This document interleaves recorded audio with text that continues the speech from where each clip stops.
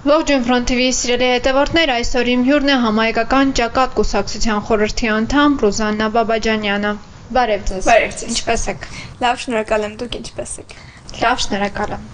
Այսօր ուզում եմ ձեզ հետ խոսել հարկային բարձրացումների մասին եւ մի շարք այլ թեմաների մասին, օրինակ, ինչպիսի ազդեցություն ունի հարկային բեռի ավելացումը մեր երկրի եւ հատկապես ժողովրդի վրա։ Ինչ կասեք։ Հարկային բեռը այս պահին մեր իշխանությունների կողմից ծանրաբեռնված է ժողովրդի ուսերին, քանի որ սակայն մի փոքր այլ կերպ մեկնաբանել, որ ներկա պահին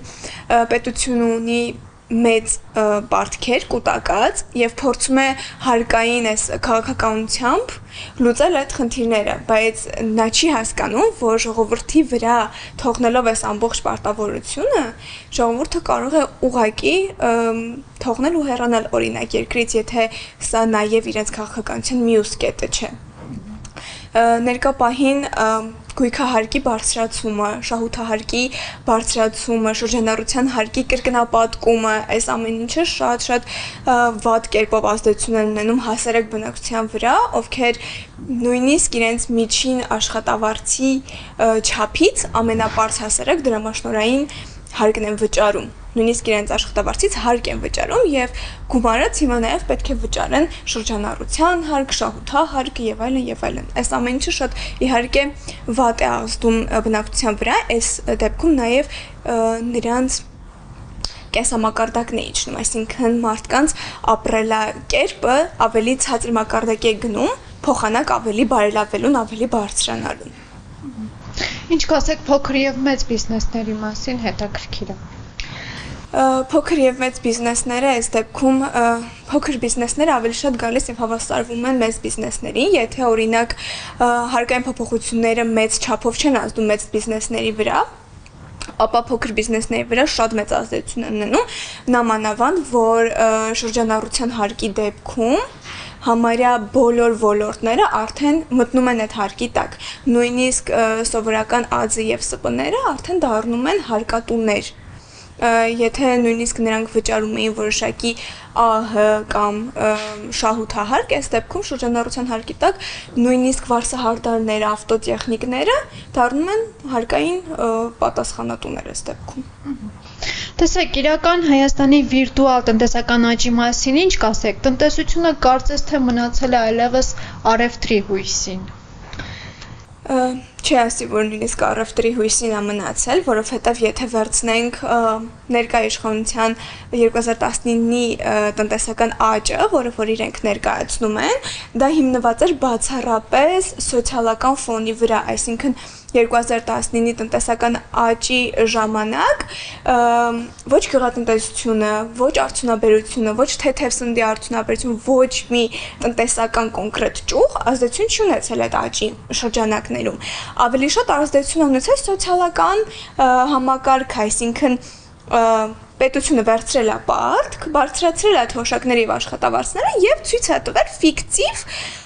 տնտեսական աճ։ Այսինքն այս դեպքում մենք չենք ունեցել տնտեսական աճ, իսկ ներկա պահին տվյալ հարկային համակարգով մենք չենք կարող ասել, որ նույնիսկ առևտրի ոլորտին է գնում տնտեսությունը, ավելի շատ անկման է գնում տվյալ պահին տնտեսությունը, որովհետև եթե բոլորը վճարում են միանվագ հարկ, բիզնեսները չեն կարող գոյատևել,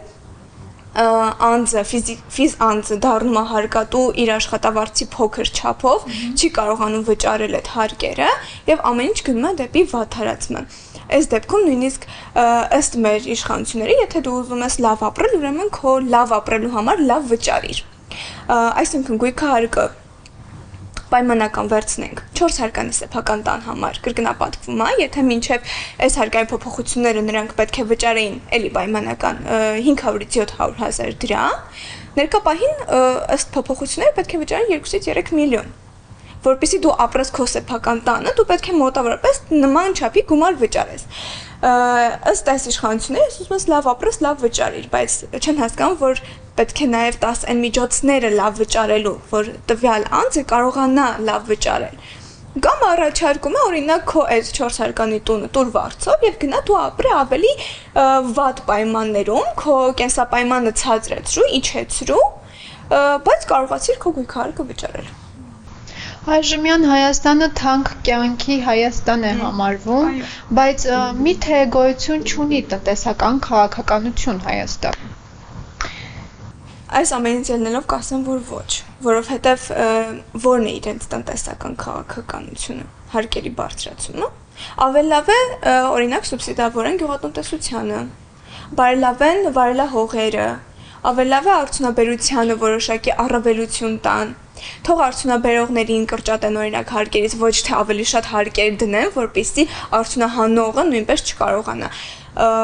իր ապրանքը, իր հումքը արդյունահանել եւ դրանից ստանալ եկամուտ։ Եթե դու միայն հարկերով ես փորձում լցնել քո պետական բյուջեն, դու այստեղ ոչ մի աճ չես ունենալու ոչ մի ոլորտում։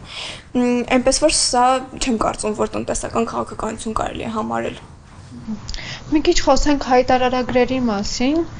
Ինչպես եք վերաբերվում հայտարարագրերին եւ հայտարարագրմանը։ Տեսեք, երբ որ նոր էր ծրագիրը, ոչ մեկ նույնիսկ ուշադրություն չէր դարձնում դրան, քանի որ առաջի շրջանում մի քանի ոլորտների էր վերաբերվում, որը որ չէր հասնում այն ֆիզանձին, ով պետքա որ հայտարարագրեր։ Ես իհարկե դեմ եմ հայտարարագրմանը, որովհետև այս դեպքում նույնիսկ պետությունը մուտք է ունենում քո անձնական գրպան, կարողանում է տեսնել քո հաշիվները, քո մուտքերը, քո ելքերը, քո եկամուտի աղբյուրները, երբ որ պետք է աներ հակառակը, այսինքն տար ազատություն իր քաղաքացուն, ցանկացած տարբերակով աշխատելու օրինակ գումար եւ փորձելով բարելավել այդ մարդու կյանքը, ֆիզանցի կյանքը, որովհետեւ եթե բիզնեսների կողմից նայենք հայտարարագրմանը, միգուցե այս ոլորտում դա լավ է, որպեսզի կանխեն օրինակ կոռուպցիան, բայց ֆիզանցի դեպքում եթե ֆիզանցը փորձում է հայտարարագրել, ինչպես են մտածում, դնում են կրիտերիաներ, որ օրինակ բոլոր գրանցված աշխատողները, նույնիսկ քաղիրավով գրանցված աշխատողները պետք է հայտարարագրեն։ Իսկ եթե նման աշխատողները օրինակ 60-ից բարձր տարիքային խմբում են ներգրաված, ինչպես են իրենք հայտարարագրելու։ Օնլայն տարբերակով է կատարվում հայտարարագրումը։ Արդյոք դա չի առաջացնում օրինակ ինչ-որ խնդիրներ։ Լավ, հայտարարագրման համար ինչ է անհրաժեշտ։ Անհրաժեշտ է ID, անհրաժեշտ է էլեկտրոնային ստորագրություն։ Օրինակ եկեք անենք հարցում 60-ից բարձր 65-70 տարեկան անձանց հարցնենք ինչ է էլեկտրոնային ստորագրությունը։ Արդյոք իրանք գիտեն թե դա ինչ է։ Արդյոք գիտեն թե ինչպես դա ձեռք բերել։ Նույնիսկ երիտասարդության մեծ մասն է, որ զերծ անում այդ ամեն ինչից։ Երիտասարդին էլ մոտենաց հարցնես, շատ քիչ տոկոսը կպատասխանի թե ինչ է էլեկտրոնային ստորագրությունը, որտեղից այն կարելի է ձեռք բերել։ Սրանք առաջացնում են մի շարք խնդիրներ, իսկ ամենակարևորը, որ դու մտնում ես արդեն քո քաղաքացու գրպան, որը դա անթույլատրելի է, եթե խոսում ենք անձնական սահմանների մասին գոնե։ Ըստ ձեզ ինչպես կարող ենք պայքարել այս ամենի դեմ։ Պայքարի միջոցներ փորձել են օրինակ, տեսել եմ մի քանի դեպք, երբ որ փորձել են օրինակ չհայտարարագրել, փորձել են չվճարել այդ հարկերը, բայց դե յուրաքանչյուր անձել, յուրաքանչյուր բիզնեսի տերել հասկանում է, որ այդ հարկը չվճարելով ավելի շատ կուտակվելու է։ Չեմ կարող ասել հիմա հստակ միջոցներ, որով կարող ենք պայքարել, բայց այն, որ կա դժգոհություն, դա հաստատաբար կարող եմ ասել, քանի որ